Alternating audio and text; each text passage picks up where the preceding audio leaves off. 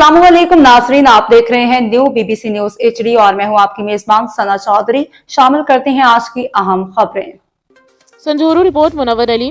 सांगड़ की अदालत के हुक्म पर संझोरू थाने की हद में किंग पट्टी मोड़ के करीब पुलिस चेकिंग के दौरान गोली लगने से पुरस्कार तौर पर फौत होने वाले अरशद उर्फ अर्शु कोरकानी के मामले पर DSP संझोरू आबिद बरोही, SHO संझोरू रहम वसवाटू समेत दीगर एहलकारों पर कत्ल का मुकदमा दर्ज होने के बाद DSP समेत जवाबदार करार दिए गए। अमले ने थाना छोड़कर फरार हो गए हैं। रूपोश होने के बाद पुलिस अमले की गिरफ्तारी के लिए FIR के केम गिरफ्तार करने के लिए मुख्तलिफ जगहों पर छापे मारे जा रहे हैं।